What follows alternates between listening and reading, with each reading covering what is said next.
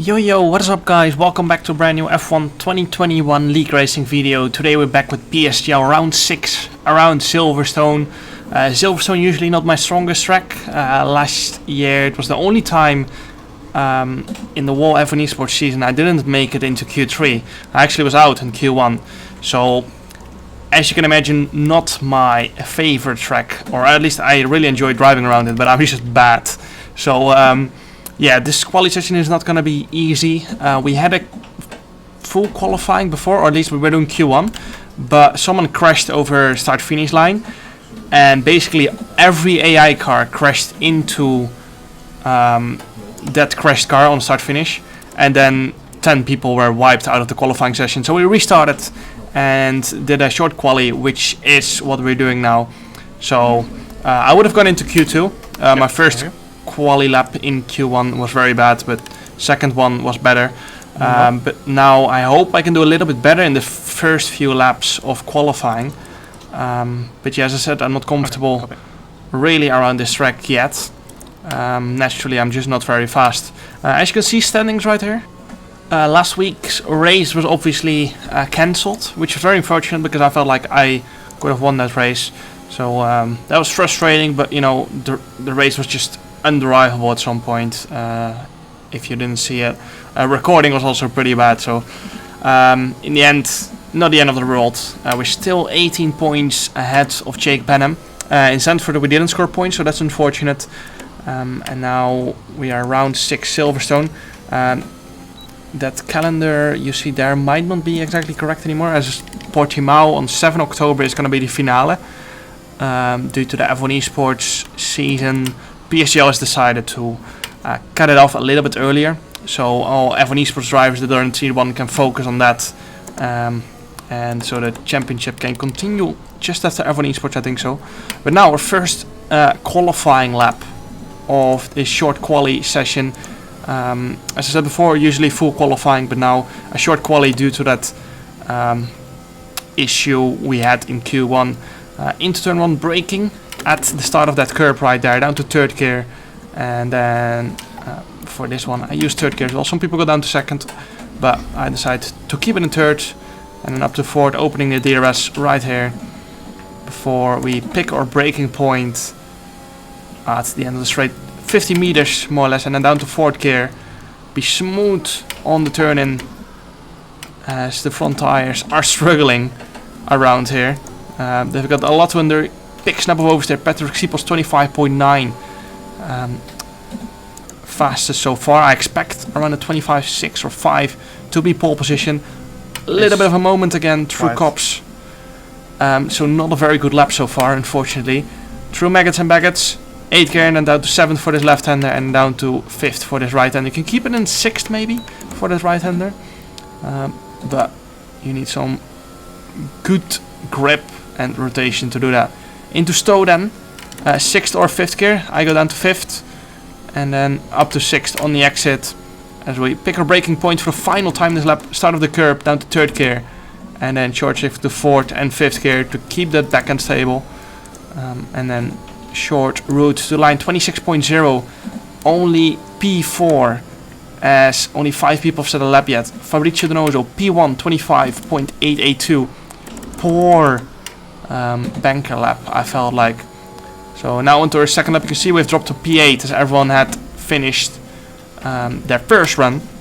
Lucas Blakely behind me in P9, teammate Danny Moreno I think in P2, so he had a good first run in quali.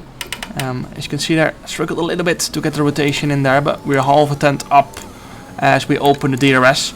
So solid first sector, good improvement. Quali is going to be very close, so every little hundred matters. As you can see, braking board is gone, and that put me off, so I locked up the left front and run wide, and that cost me around a tenth, more than a tenth. And as I said, qualifying is really going to be close around here. Impossible to get right now. So yeah, this quali lap is not great, because I only improved by 100. Brooklyn's ruined my complete fucking lap. As you can even say, Brooklyn's ruined my lap. The braking board was gone, and that was my main apex basically. And you can see as we are preparing for a final quali lap, we're down in P14. So this is going to be a very, very important lap. because surely people behind me are going to still improve, and that means that if we invalidate this, we're probably going to be around last place. So it's important we get this right now. The pressure is fully on. Braking for that first corner a little bit later than on my previous lap, but you can see I also missed the apex a little bit, but we kept the minimum speed up. Good exit for this left-hander, and you can see we're green as we open the DRS in sector 1 into, I think it's called Luffield now, this left-hander. I know the braking point a bit better, but you can see I'm still a little bit early because I'm not very confident on getting it right through there. Down to third gear and short shifting to fifth. Oh, I got it perfect on the exit. You can see backhand wanted to step out, but I just had it under control. And now we're 2 tenths up, 2 full tenths. And that's going to be a massive improvement. Now, we're not done yet. Maggots and backends are very hard to get right, but there's definitely more time on the table there. 8th gear, and you can see we get it a lot better than on our banker lap. Rotation is nice, and now we only get 200 or 300. As it's high speed, it's harder to make up time, of course, but at least we get it right. Now into stow, down to 5th gear, just like on our banker lap, but we got the front in very nicely. You can see we gained 1/10 just through there. Final braking point of this qualifying session. Can we get to pole? That's the big question. We didn't invalidate, which was our main objective, and as you can hear me say, I'm very happy with that. Or as you can hear, I'm very happy with that, because as I said, Silverstone is not my strongest track. It's probably one of my weakest track, but I'm gonna be working very hard to be one of the best, if not the best, around Silverstone in the coming weeks. As it's on F1 Esports calendar. You can see Lucas Blakely still on a lap. We don't have pole just yet. You can see a lot of people on laps. I was one of the first to finish my final qualifying lap. Nicolas Lange up to P3. Our teammate Danny Moreno still in P4. But our main rival, Freddy Rasmussen. Rasmussen is on a mad one. You can hear say I can see on his steering wheel that he is green towards my Delta. And he is on an absolute mad one. You can see across the line it's going to be 125.532. And that's absolutely mad. 1.3 tenths slower than Frederick Rasmussen. So, as you can see there, 1.31 tenths. We're ahead of Sebastian Job, AlphaTauri F1 Esports driver, and Lucas Blakely, Nicolas Longue. Basically the top 7 are all F1 Esports drivers. And then John Evans in P8. Strategy-wise, it's gonna be soft medium. Tires very low around here. So, strategy-wise, there's a lot of things you can do. You can go basically a wall race on mediums, but of course you have to pit for a different compound tire. So, pit stops are mandatory, of course, and we have to start on the softs. No formation lap this time because. Of course, PSGL is trying to work on the issues we had last week, or work around them. So that's why Formation Lab has been disabled, as there are kind of a little bit of rumors that it might cause desync. But anyway, it looks all fine for now. Let's head into the race. 5 red lights. We're starting behind Freddy Rasmussen, or F1 Esports rival of last year. And off the line we get a slightly better initial start, but his second phase is slightly better. Into turn 1, we decide to duck in behind him in the slipstream. And into the first braking point, I decide to stay behind. We're clear of Lucas Blakely into the first braking zone. And now it's gonna be interesting if we can get some good slipstream of this heavy traction zone into Luffield maybe. But it's not gonna be enough. Lucas Blakely still in P3, so Sebastian Job not the greatest start in the world, as he dropped 1 position. But most importantly, we are P2, and as long as you're P2, you can fight for the win. DRS is very, very powerful around here, so if you're going to be in a DRS train, it's going to be tough to overtake. And, well, we basically always want to be either in P1, P2. P3 is kind of doable, as you can pressurize P2 into making a move. But currently I'm very happy being in P2, and just going to save tires and sit behind Freddy Rasmussen for now, and then see if we can do anything later on in the stint. So we now move on to the start of lap 3. You can see virtual safety car deployed, and that was because Valentin Bruffer got taken out by a decent car, just like I had with David Tunitsa in the 2020 F1 Esports Series around Canada. Basically what happened is that I think Piotr Stachulek just did not have him on his screen, so he just drove straight through him and Valentin went flying off the track. So that was his race over. That's why there was a virtual safety car. Virtual safety car disabled now, and you can see Lucas Blakely straight away going for it. So I'm forced to go for a move on Freddie Rasmussen that I did not really want to make, but I had to. And now we go side by side through Stowe. I leave him enough room on the outside, and he didn't turn on me. So good racing there. And now we still have 95% ERS. Reason for that is it just recharges very fast around Silverstone on this game. So you can use quite a lot in the race compared to last year, where it was very hard to recharge the battery around Silverstone. Now on to lap 4, then you can see purple sector 1.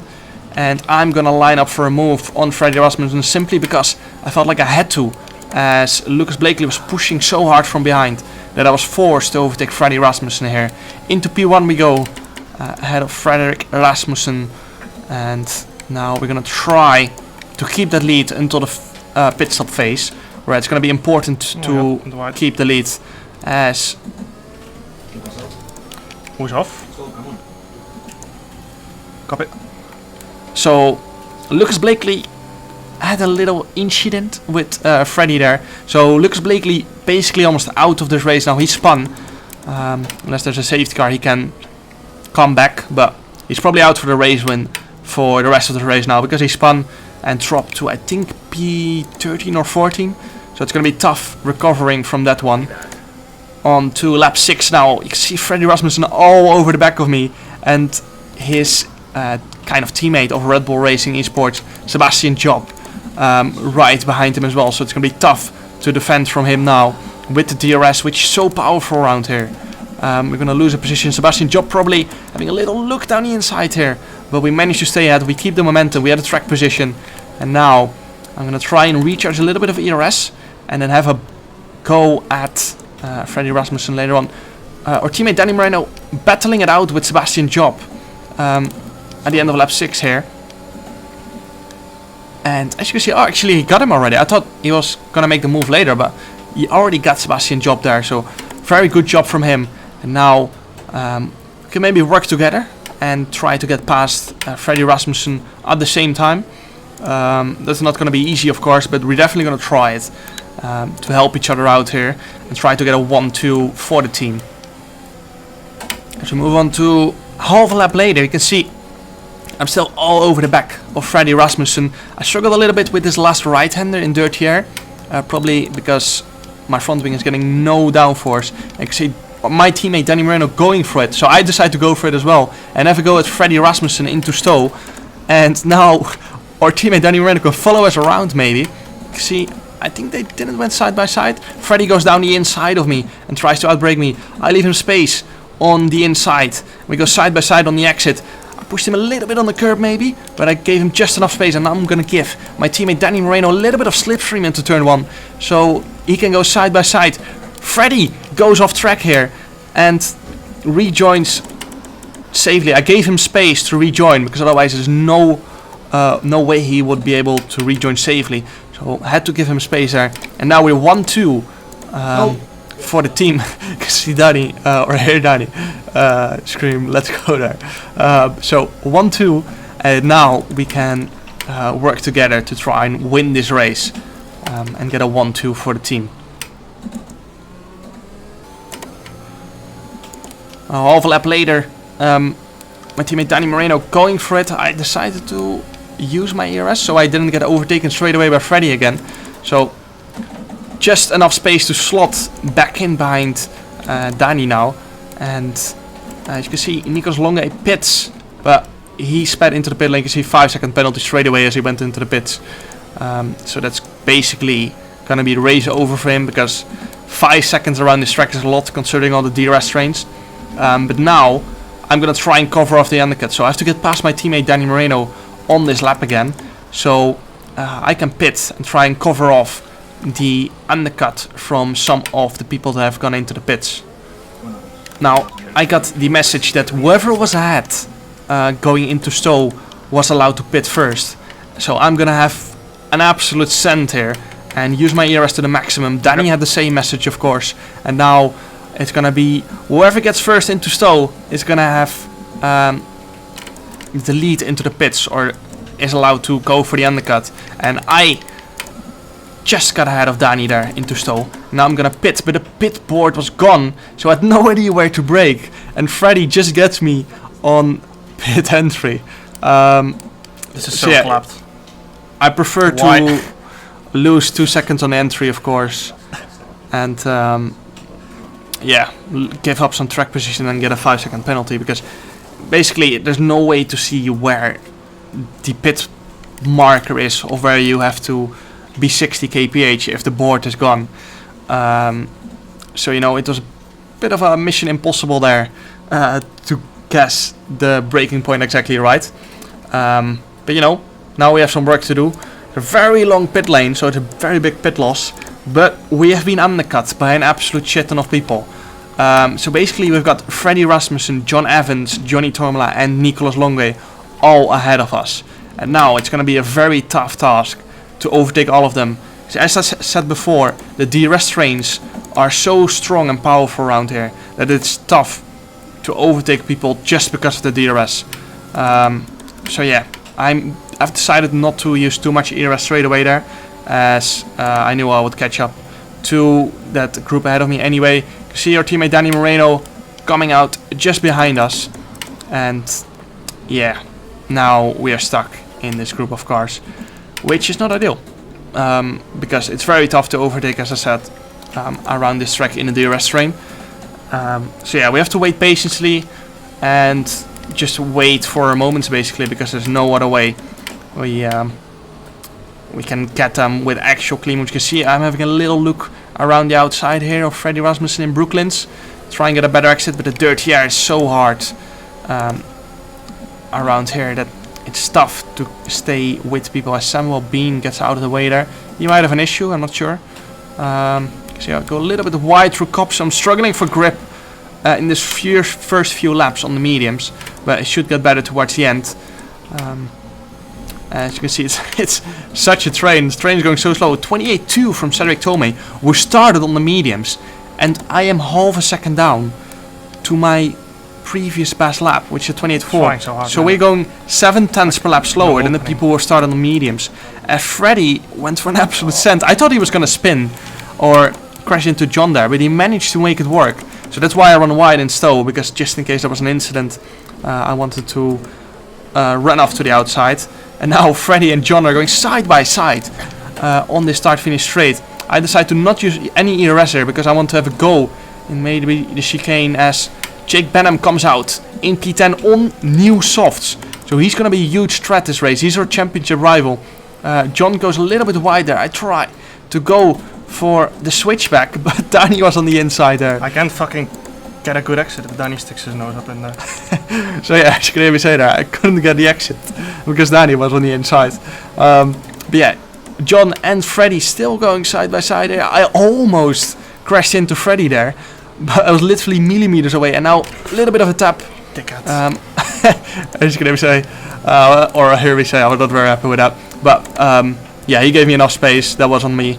I just tried to take a little bit of space. Cedric Tomei on new softs comes out next to us and taps Freddy Rasmussen there. So don't think he has front wing damage, but he has those fresh, nice new softs, and we are on used mediums. So this is gonna be very painful. Jake Benham up to P8 as well. I'm gonna straight away have a go at Cedric again. But this group of this group of cars has been going so slow that everyone who started on mediums just went faster, basically. And I do not understand why this group of cars was going so slow. Because it was just helping the ultimate strategy runners. So I was very confused about it. You can see we're almost standing still through that chicane. And every single lap in that chicane, I think we lost half a second. As Jake Benham is now all over us. He is right on a gearbox. Donoso with the fastest lap of the race. And I think Jake is going to have a little go. Patrick Seeples has come out in P4 on new softs. So that's a bit of an issue, because he started well outside of the top 10 on mediums. So that just shows how slow this group of cars have been going. But I just cannot seem to get past people ahead of me, as Freddy is obviously very fast, but he cannot make moves as well, because there's such a DRS train as me and Jake Benham go side by side through Luffield and Brooklands. But I have to give him the place because we just don't have the pace at the moment.